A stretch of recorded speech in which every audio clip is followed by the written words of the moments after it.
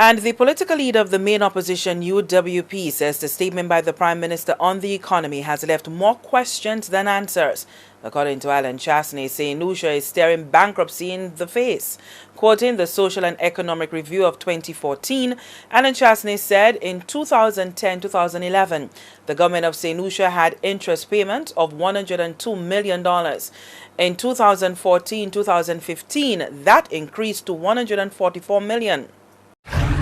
And when we look at the budget for this year, the estimates for this year, is that number is going to go to $165 million.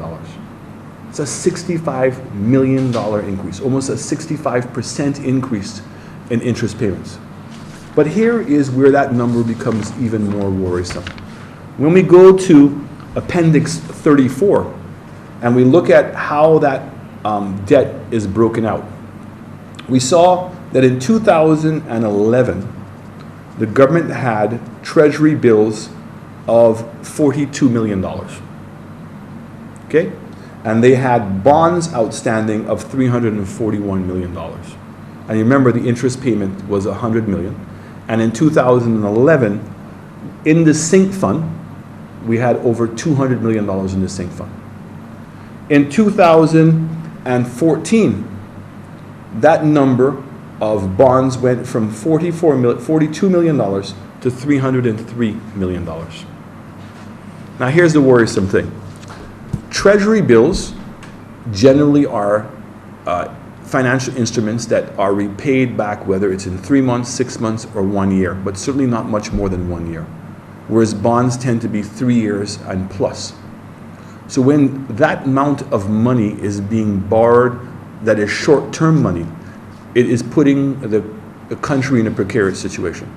The other thing that's incredible is that in 2011, that they were paying about 4% or 4.5% interest. And my understanding is the most recent treasury bill was 5.8 or even 6%. So it means that even the cost of short-term lending has gone up. The fact is that the government has not been able to issue any bonds because nobody wants to buy the debt on a long-term basis. And this is a very worrisome number that we should all be very concerned about here. Now, what is making matters even worse, as I indicated to you, in 2011, the government had $200 million plus that was in a sink fund. It is my understanding that that sink fund now is less than $50 million.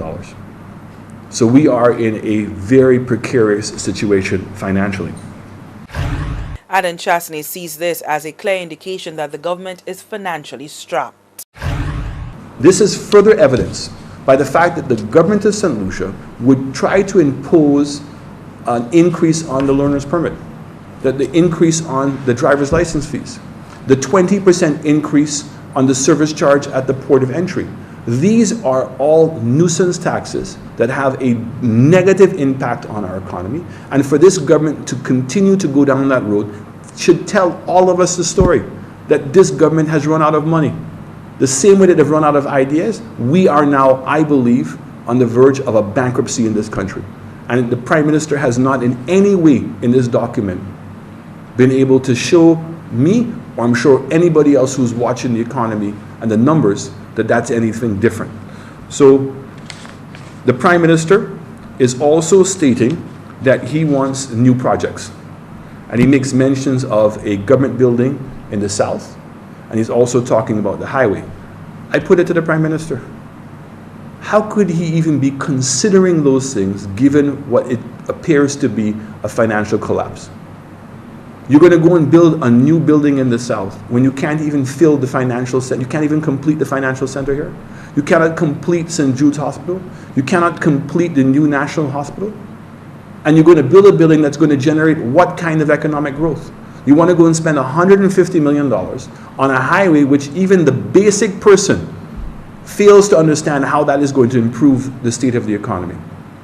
Now, if in fact the Prime Minister believes that his numbers are correct, then he should have no difficulty at this particular time of increasing the $3 million for the subsidy on the school feeding program and on the school transportation program.